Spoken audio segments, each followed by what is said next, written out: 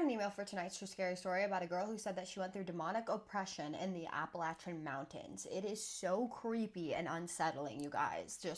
I do have to give a trigger warning for this. It does mention SA and it does mention animals being harmed, but it doesn't go into detail. It just mentions it really quickly. But if you can't handle that, then scroll. Tonight's submitter did tell me I could use her real name, and her real name is Erin, and she will be tagged in the description below. So Erin has been a pastor's kid her entire life. When she was 14 years old, her and her family, her mom, her dad, and her 4 siblings moved from Oregon to a town in North Carolina that was in the Appalachian Mountains. Her dad actually got a job there pastoring a church. Now, she said that the moment that she drove into this town, she felt like the air was just heavy. The only way that she could describe it is like spiritually heavy. The air was just thick and off, and she immediately felt like something did not want them there. The first night she was there, she had this terrifying dream. She was looking down at her family driving through the downtown area of their new town, and this pale, evil, black-haired lady was flying above her family's car as they drove, and she was speaking in a language that she had never heard before. Now, as soon as the woman realized that Erin was looking at her, she snapped her head towards her really quickly with these dark black eyes and these razor-sharp teeth, and she was just smiling at her, and then she said, "You're not wanted here. As long as you're here, you'll never know peace." And she screamed in this low, guttural voice and said, "Get out!"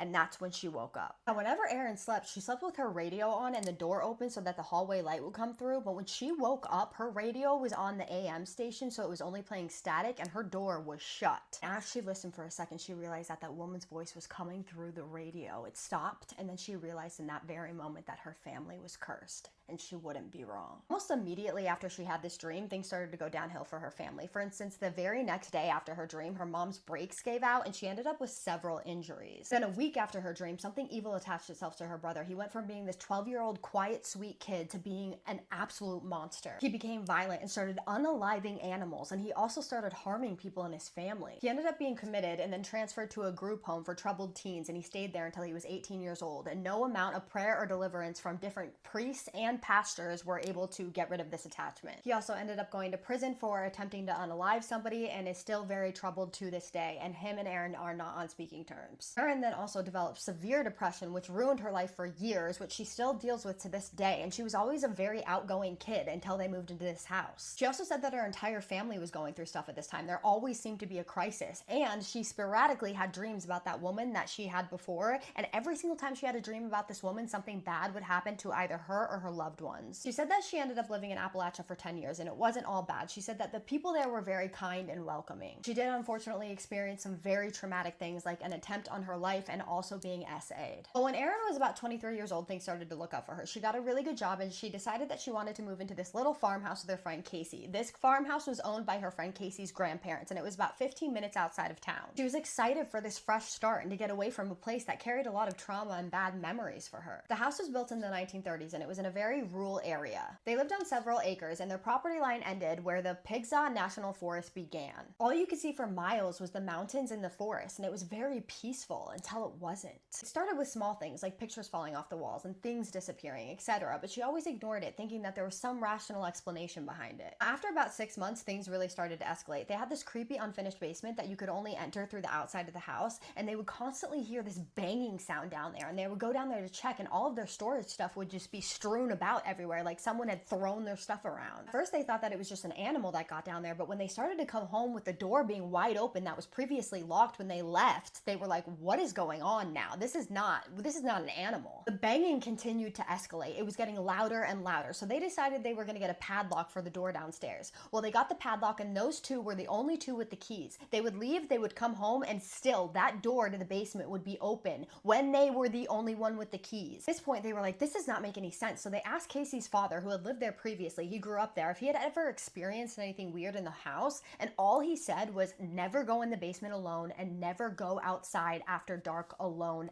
ever. Erin had to get up at 4 o'clock in the morning to be at work at 5, and on top of the basement activity, she started experiencing things in the mornings as well. Like faucets would turn on by themselves, cabinets would open and shut, and she would hear whispering coming from the basement vents. They started ignoring the activity as much as they could in hopes that it would just go away, but it only got worse. And then she started having dreams about that evil woman again, and that is how she knew shit was about to hit the fan. One day, her and Casey were having a couple drinks watching TV on the couch when suddenly the air felt incredibly heavy. They both looked at each other. They both felt felt it. Suddenly they start hearing these guttural growls coming from the vents. At this point, Casey and Erin are crying. So Erin is crying and she calls her father and she puts him on speaker and she's like, please pray for us. Get whatever this is out of our house. So she puts him on speaker, and while he's praying, the banging just gets louder and louder, just boom, boom, boom, boom, boom. As soon as he stops praying, silence. And they thought that they were in the clear for that night. Erin's dad comes over the next day and he cleanses the house, and this made things so much worse. Her and Casey both started having sleep paralysis and nightmares every single night and waking up with bruises and scratches all over them. One night when Casey was out of town, Erin was sleeping and she had this nightmare of this woman again, and she was on top of her walls,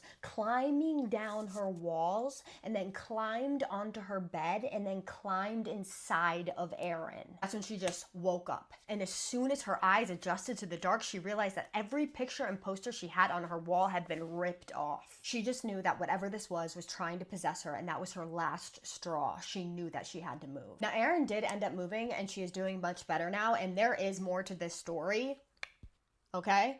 But what she has to say to you guys is, if you ever go to the Appalachian Mountains, you need to protect yourself, because she has learned firsthand that the spirit world does exist and that the Appalachian Mountains are a hotbed for activity, both good and bad. If you hear it, no you didn't. If you see it, no you didn't. If you hear whistling, no you didn't. And keep your curtains shut, keep your doors locked, and do not go outside alone at night. So what do you guys think about this story? First of all, the whole email was terrifying. So once again, but I just think that this was definitely demonic oppression. That's exactly what it sounds like to me. And it sounds like whatever this was tormenting her, and it was literally trying to get inside of her. And it did in her dream at one point. I think the part where the pictures were ripped off the wall was super unsettling. And there were so many parts that were unsettling. You guys have no idea.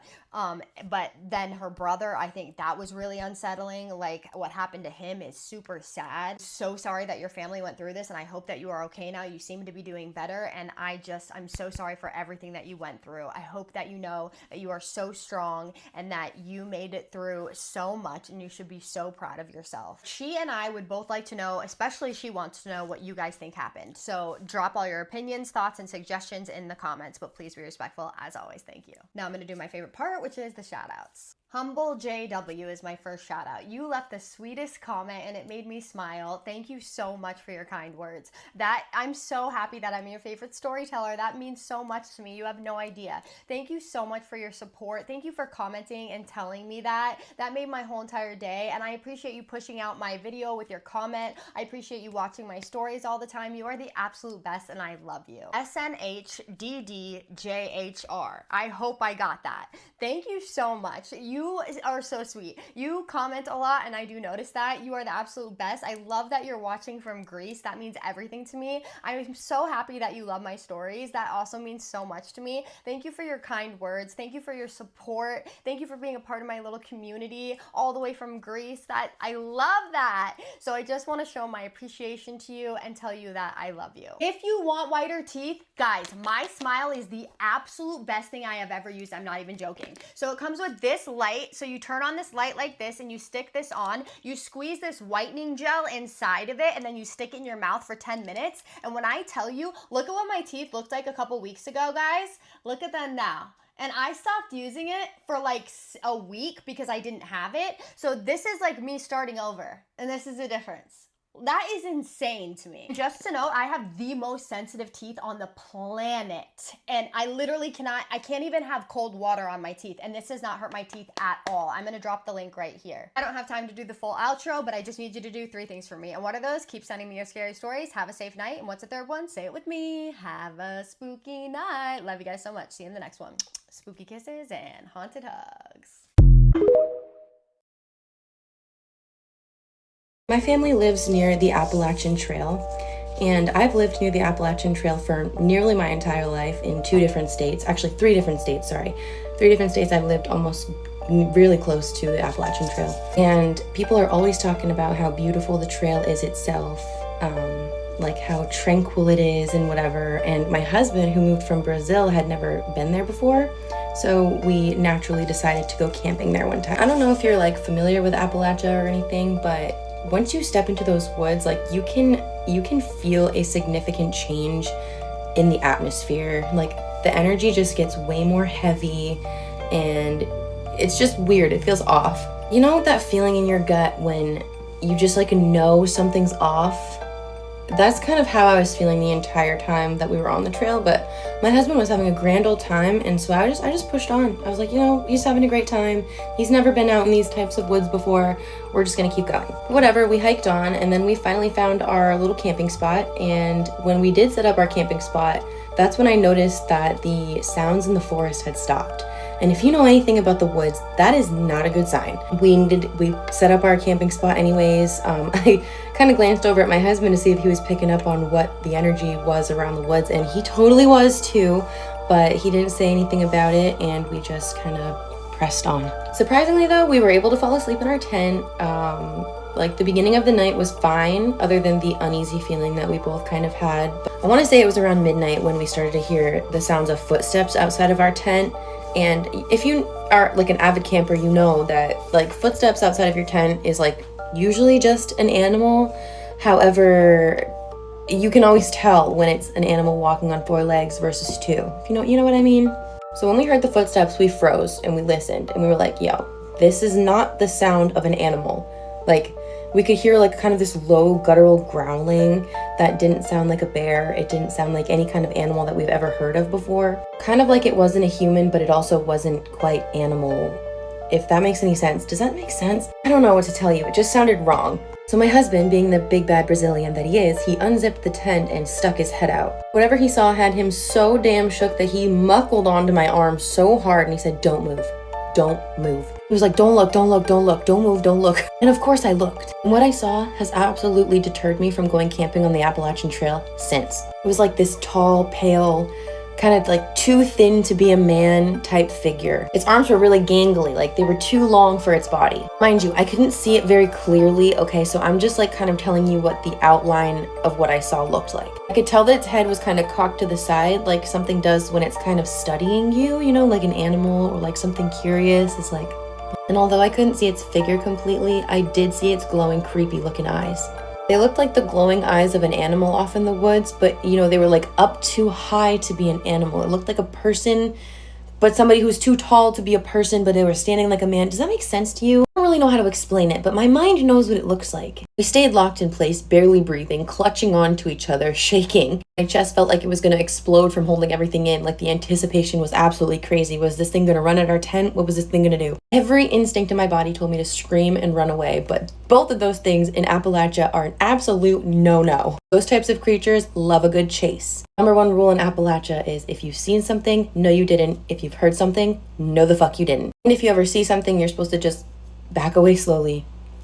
Not pay attention. I didn't see anything. I'm just gonna go back to my car. But anyway, after what seemed like forever, this thing finally stopped staring into our souls, dropped on all 4s, and then skittered into the woods as fast as it could. When I say fast, like it was like there and then it wasn't. Like, yeah, we didn't go investigate, obviously. We hunkered down in our tent and we didn't move or sleep for the rest of the night. And as soon as the sky turned even the lightest bit of gray, we sprung into action and tore up our whole entire campsite and left as soon as we could. I've heard so many other stories of creepy things happening to people on the Appalachian Trail. So honestly, it just kind of seems like a thing that happens when you go there, which makes sense. I mean, those are the oldest mountains in America. They have a lot of history, a lot of creatures that we refuse to acknowledge. So if you ever decide to go to Appalachia, do not forget the rules of the woods.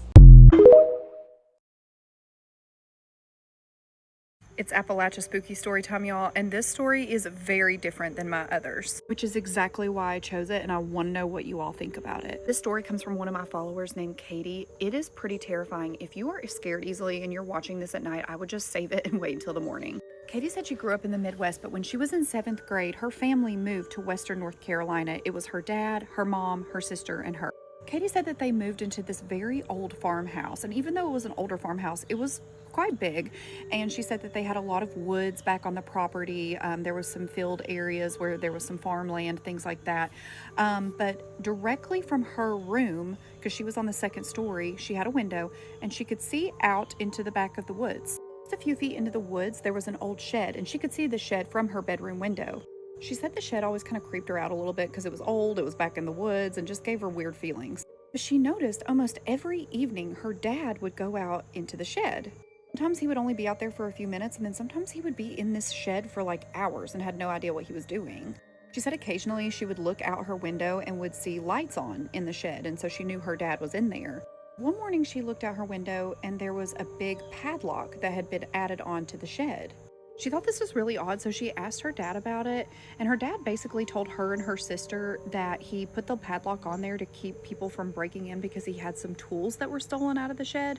Then as he was going to leave, he looked back at her and her sister and was like, yeah, I don't ever want you all going near that shed. They're like, why? What's up with the shed? And he was like, don't ask questions. I'm your dad. Just listen to me. I don't want you all near the shed.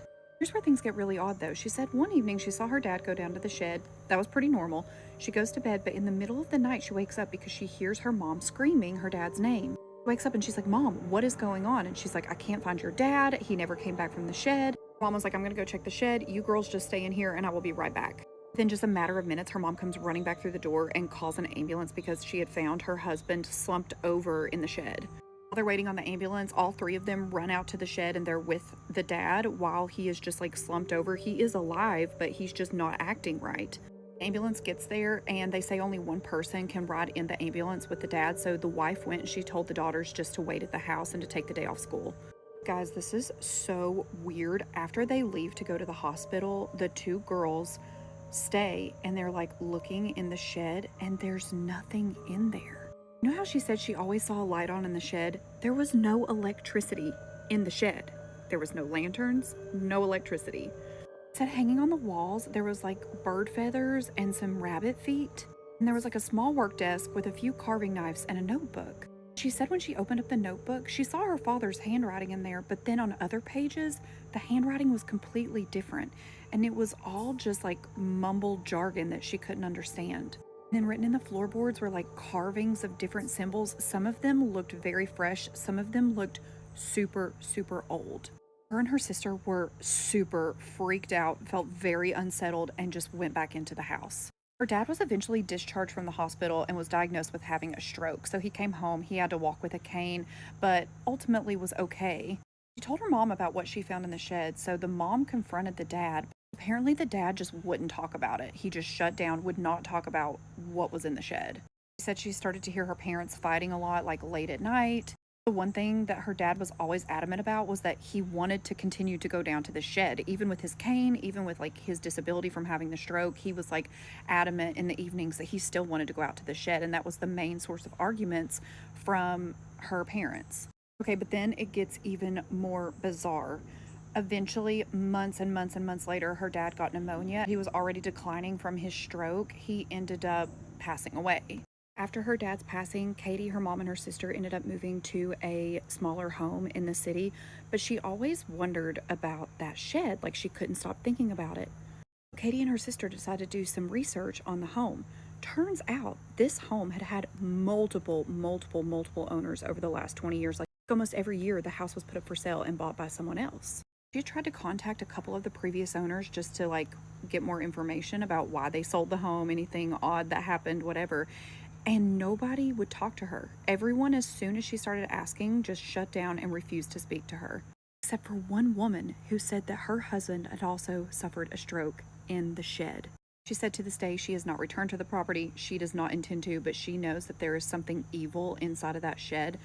What do you all think happened here? Let me know what you think in the comments, and if you want more spooky stories, then just follow along.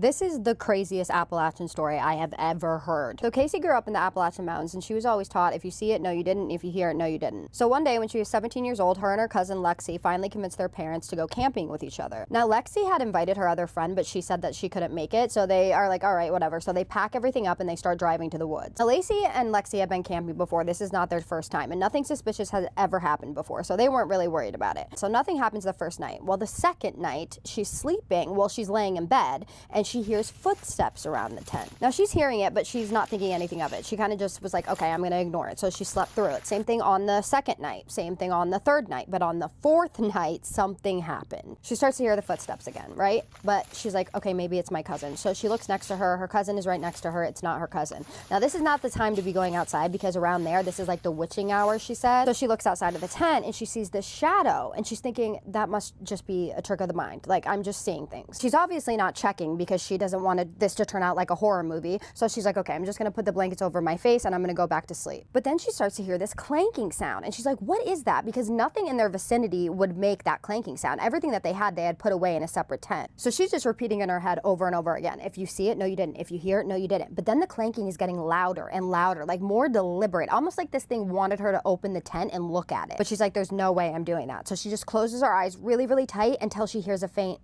Lacey. and it sounded just like her cousin. But something inside of her was like, that is not my cousin. And if she needs me, she will wake me up. Plus, she's laying right next to her. So she ignores it until the calm Lacey turns into this loud, panicking, almost screeching sound. But whatever this is still saying Lacey. It's just screeching it. Now, she said the way that this sounded was really weird because it sounded loud to her, but she almost knew it wasn't loud, almost like it was in her head, but it was clear as day to her, if that makes sense. So with her eyes still closed because she's absolutely terrified at this point, she like somewhat turns to her cousin and she pats like where her sleeping bag is to see if she's there, and sure enough her cousin is there. So now she's super freaked out and she's repeating the phrase in her head over and over again. If you see it, no you didn't. If you hear it, no you didn't. Well, it eventually faded and it was silent once again, so she falls asleep. But then she wakes up to her cousin staring at her. So Lacey kind of like sits up because she's like, what's going on? What's wrong? And her cousin is just acting like everything is fine, like everything is normal. So Lacey just kind of shrugs it off and is like, maybe she's trying to scare me. I guess her and her cousin like scared each other a lot, and so she was like, she didn't get me this time, like I'm just going back to sleep. The next day goes on as normal. They have a good time and she chooses not to say anything because she doesn't want to bring it into existence until later on that night they start telling each other horror stories. So her cousin's telling a story when suddenly her voice lowers and she's like, did you hear that last night? And she froze because she thought that she was asleep. In fact, she knew that she was asleep. She felt her body not moving. She could hear her like shallow breathing and she just knew she was asleep. So she's like, well, I thought you were asleep. What did you hear? And her cousin's like, I heard wind chimes and like drumming, almost like there was a ritual being performed. And she said like, I think I was dreaming, but it didn't feel like a dream. I mean, I was wide awake, but I couldn't move my body. So was it sleep paralysis? She said she had absolutely no control of her body, but that she felt Lacey tapping her. So she wasn't asleep. So Lacey is like, well, something weird happened to me last night too. And she starts telling her cousin what happened to her. But before she can even get the sentence finished, they start hearing footsteps all around them. I say all around them, it sounded like there was a group of people marching towards them from all directions. So Lacey is frozen in fear, and her and her cousin are just sitting there not knowing what to do. And then her cousin looks at her and they both just jump up and they bolt out of there. And this is where it gets effing crazy. They're running until all of a sudden they have to stop because right in front of them is Lexi's friend, who initially could not come with them, told them that she was not coming, and she's standing right in front of them smiling at them. All she says is, I'm sorry I'm late to the campsite, but I'm finally here. So Lacey turns to her cousin turns to her, and her cousin just shakes her head aggressively, like she's terrified of her own friend. Lacey also said that there was something just uncanny about her and she couldn't put her finger on it, but suddenly she speaks again and she says, why are you guys running? And she takes a step closer to them. So Lexi and Lacey take a step back, and as soon as they do this, her friend's smile starts contorting. Like, I mean, like bending and waving as if someone was drawing a painting. Her voice got super high pitched, like she almost couldn't even hear her speaking anymore. It was so high pitched. And then Lacey's ears start bleeding, and Lexi's friend just starts screaming like this crazy scream, and her face starts like contorting as if she's in pain, and she's screaming like she's in pain. And so Lacey and Lexi look at each other and just start running as fast as they can. As they're running, this is fucking crazy.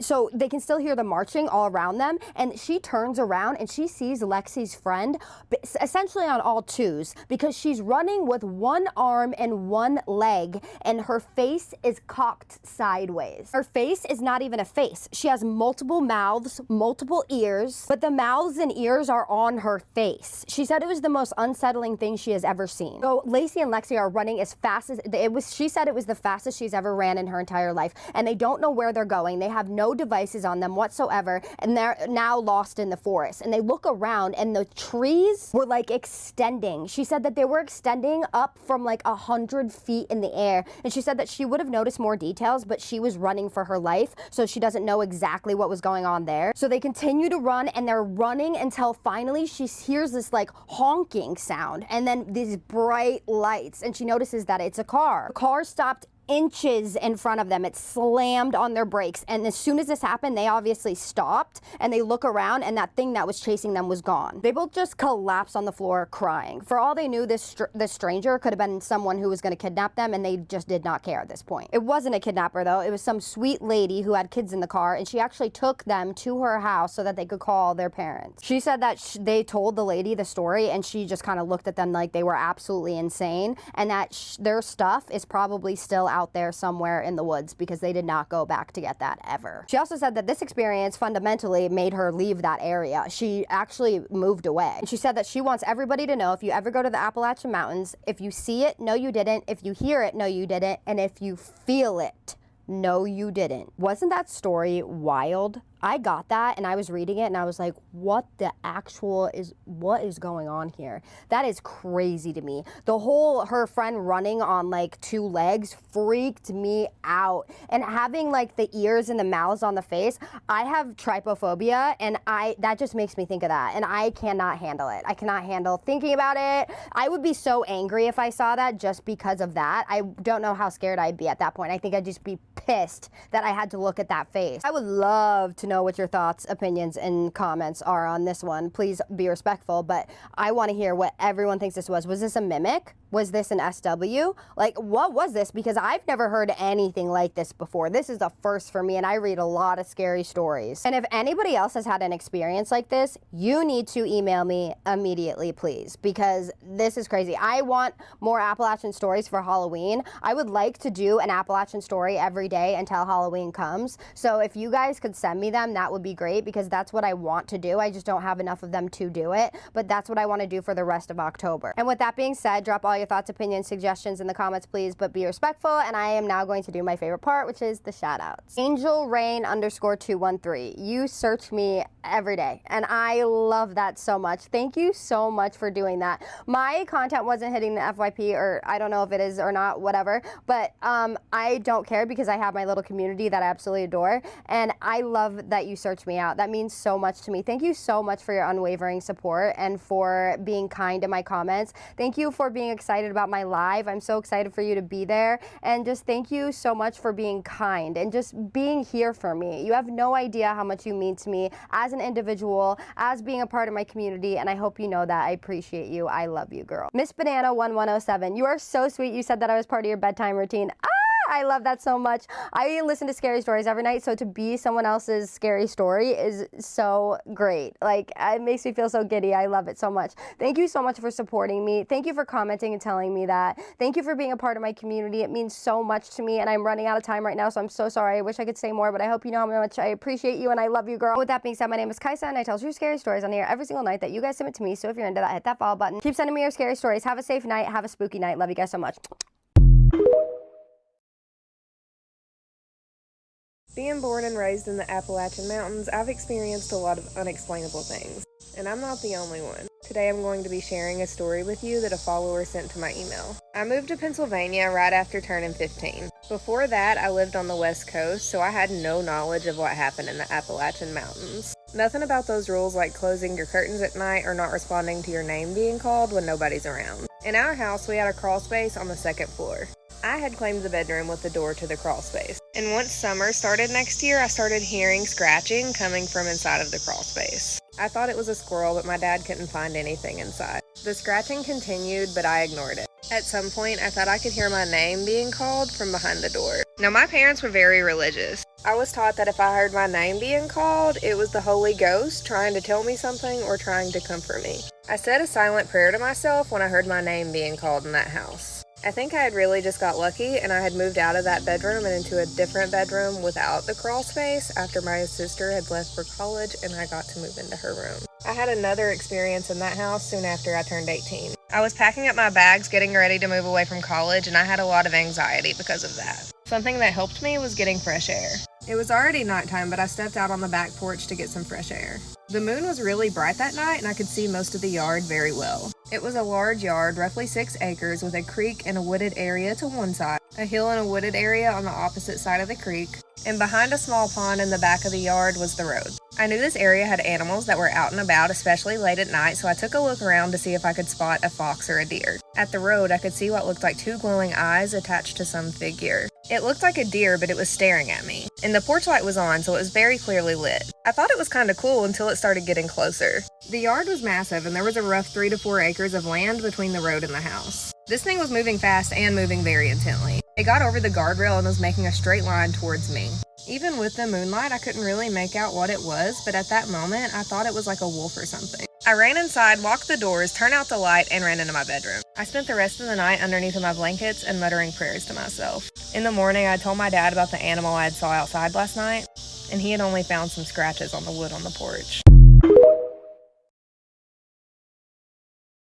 Hey friends, this story was sent to me by one of my viewers who swears up and down that this truly happened to her out on the Appalachian Trail. So if you like spooky, scary story times, stick around. She and her brother had been planning this trip for a really, really long time to go hike one of the sections of the Appalachian Trail in the more rural area of Tennessee, kind of bordering North Carolina and Tennessee. She said she remembers the day starting off normally, but the feeling in the air was just really heavy. She said it was like thick with humidity, just kind of like that icky, sticky feeling. By dusk, they were completely exhausted. They had been hiking for the entire day. They went off and they found a little clearing so that they could pop up their tent and set up camp for the night. There was no wind, no kind of like sounds, just the silence of the forest. She said it was kind of like an eerie, quiet feeling, like the earth was listening to her, or just trying to be so quiet that it could almost hear their thoughts. Even though they felt a little bit uneasy, they still fell asleep in their tent. And around 1:30 a.m., she woke up, startled. And at first she didn't know why she was woken up, then she heard it.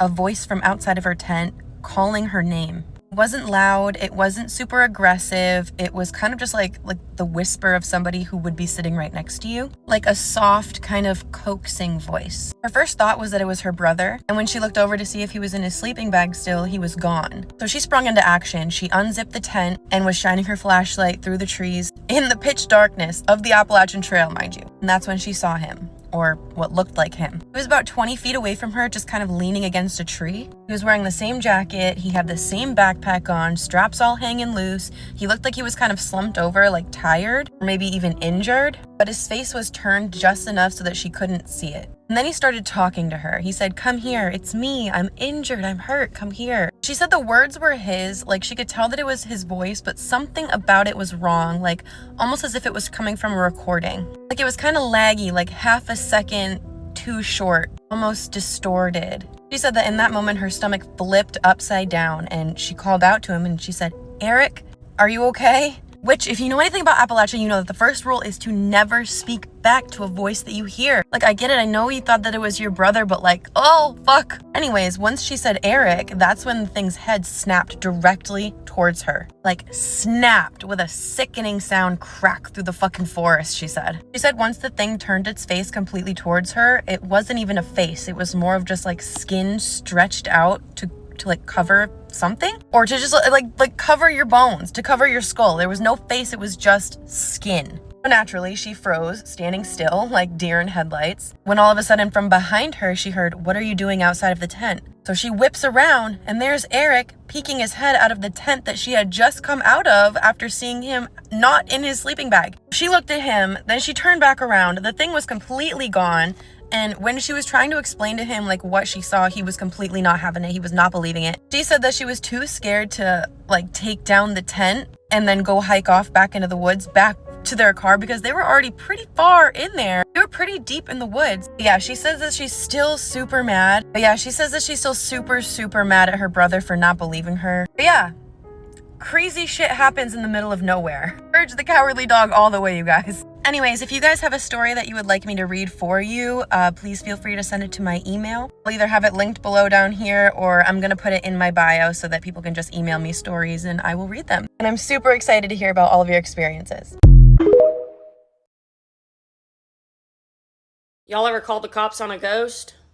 'Cause I have now. I don't really know what else you would call it. Okay, so I will tell you this story. I was in a wedding this past weekend, and this wedding was in Tennessee, okay? And it was along the Appalachian Trail. I used to live in North Georgia, and I know a thing or two about the Appalachian Trail. The main thing that I know about it is you don't mess with it, okay? If it talks to you, no, it didn't. Turn right around. If you hear a whistle, no, you didn't. Turn right around. I don't mess with that, and I moved away happily from the drama that is another realm that is circling on up in there. Anyway, I'm at this wedding, and we check into our Airbnb. We get there the night of the rehearsal dinner, and of course we travel with our whole zoo. So I've got 3 dogs. I've got 3 dogs with us. And we check into the Airbnb, and immediately I go into the main bedroom to put our stuff down, and I'm like, I don't like it. And I told Sebastian, I'm like, I don't want to stay in this room. Can we stay in the other room? And he's like, the kids' room? Yes.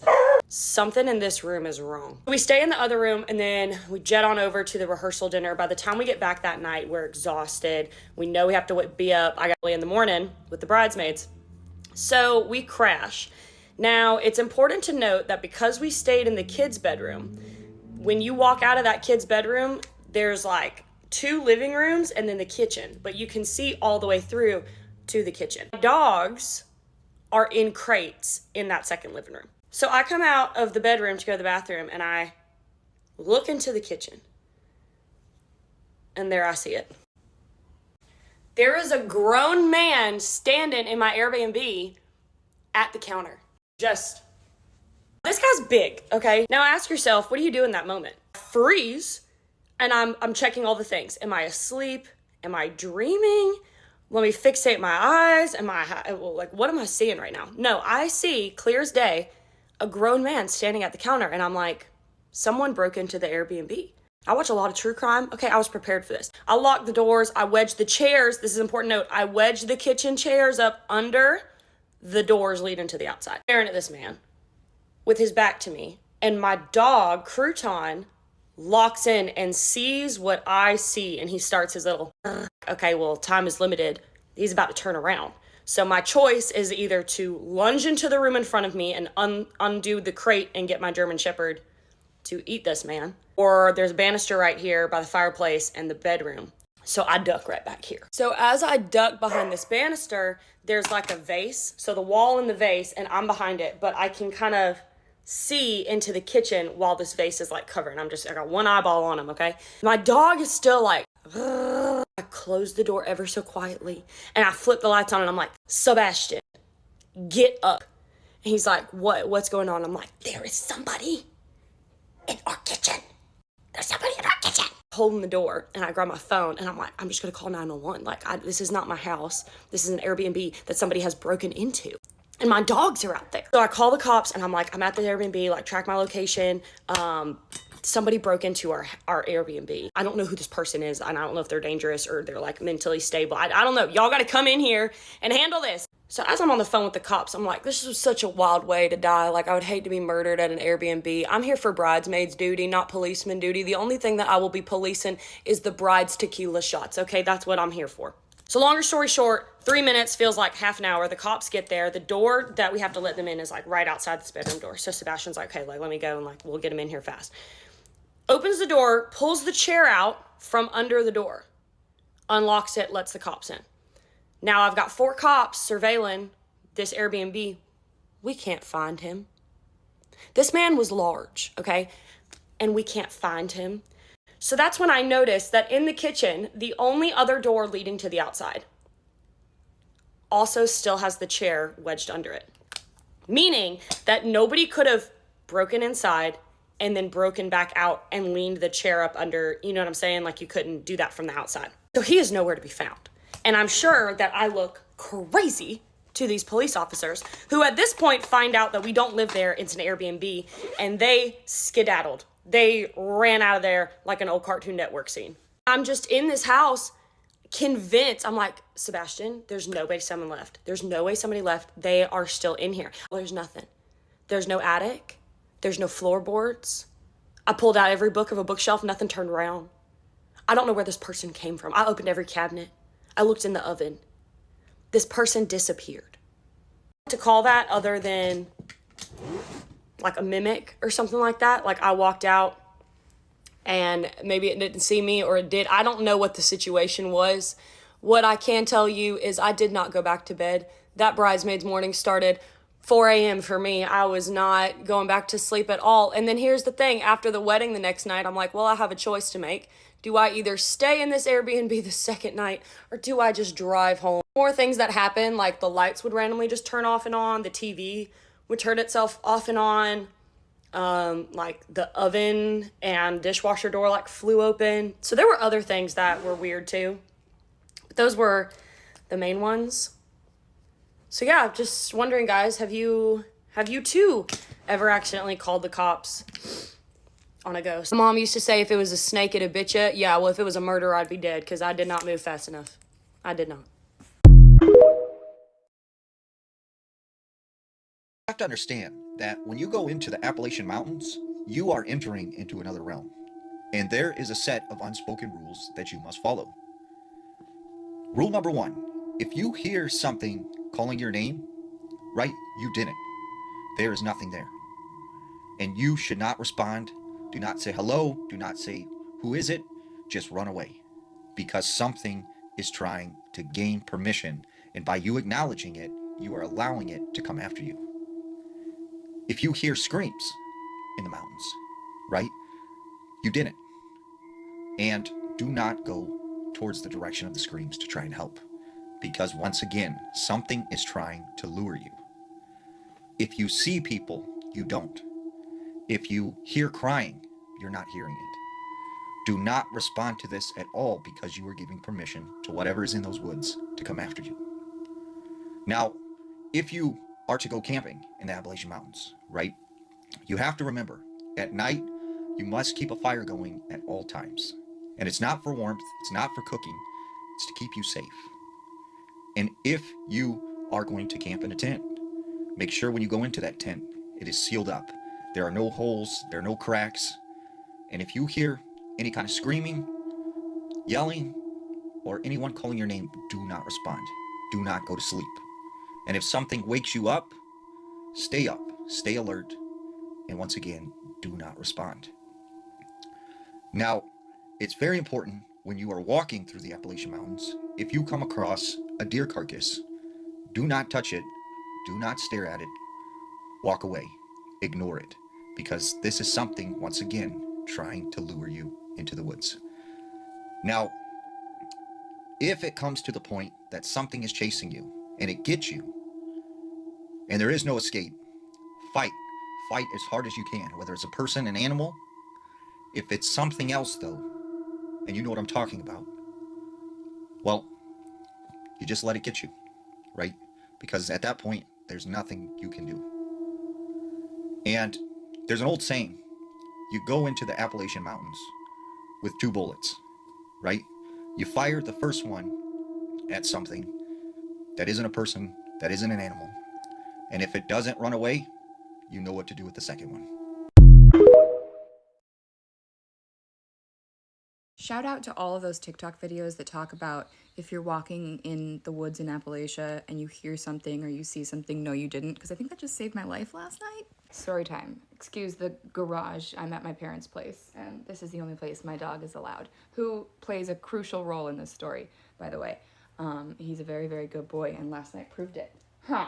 So, my parents don't live in Appalachia, but they do live in an area that's a little more secluded. It's still a suburb, but it's pressed up against these hills with lots of untouched wilderness, and coyotes are running through there all the time. It's just a little bit more rural. So I'm sitting in their backyard, which has this tall fence all the way around it, and the wilderness comes right up to that fence. I'm sitting there around the campfire. My dog is laying beside me. I got my laptop open and I'm writing my little stories. Suddenly, my dog lifts his head, stares straight ahead at the fire, doesn't even look around at the yard, stares straight ahead at the fire and starts to growl. All dog owners know that your dog has different types of barks and growls. This was his warning growl. This is the growl he does when there is danger coming and he's telling it to back away. So immediately I'm like, buddy, what's wrong? What's wrong? What's wrong? And then I hear a voice at the fence line. And it's not just any voice. It's the voice of a little girl. And it sounds like a creepy doll from a horror movie. It's got that kind of mechanical quality to it. And it's kind of muffled and garbled. I'm still getting the heebie-jeebies. And all it does is go, hello? Just like that. Just like that. Hi, just same tone and everything. Now, mind you, it's midnight. There are not going to be any little girls wandering the woods at midnight.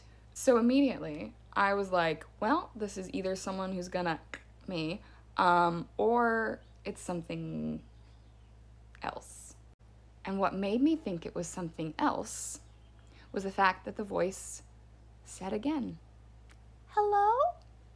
Only this time it had moved, and it had gotten closer, and I'd heard no footsteps. It was just floating closer. And then, mind you, my dog is still growling this entire time. For the next 5 minutes, that voice is just circling the fence line, going, "Hello? Hi? Hello? Hey?" Like, just like that, creepy doll voice floating around the fence line. And then suddenly my dog stopped growling, and he put his head down and he went back to sleep, and the voice stopped. I thought, okay, cool, that was weird. And then all of a sudden he lifted his head back up again and started growling. And then the sound of a ticking clock came from the bush directly across from me. Again, heard no footsteps, heard no rustling. Just a ticking clock started in the middle of the night, in the middle of the woods. So don't know what that was. But if anyone wants to hop in the comments and let me know, that'd be great. Because I can't wait to go home today. And I don't see myself coming back here anytime soon. And a big shout out to my protector. Yes, big scary boy.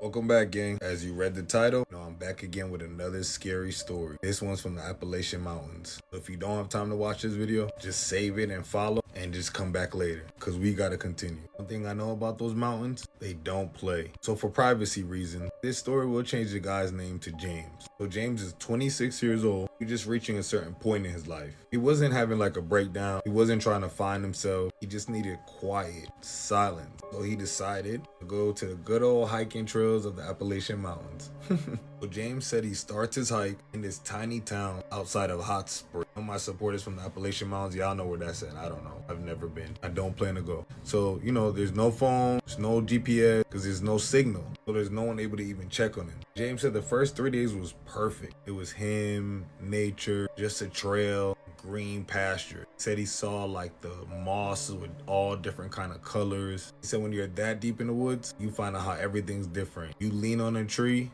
it's so old, its bark is sharp. He said, matter of fact, a lot of things are sharp in the woods that you wouldn't even know. Just like the moss I was just telling you about. He said he saw a bear in the distance. It didn't see him, so he minded his business, and the bear minded its business. Yeah, he said he saw like a deer, but nothing like weird to this point. He hikes sun up to sundown usually. And I get it. Almost like a form of meditation to get away from technology, fluorescent lights, bulbs, everything. Loud beeping cars. I don't know, maybe my boy's a little autistic. Everybody's sensory isn't the same. He said he was like, sleeping near fire towers and marked campsites for the most part until he smelled it. The third night, he was cooking his food, that freeze-dried, nasty food. I believe it was lasagna.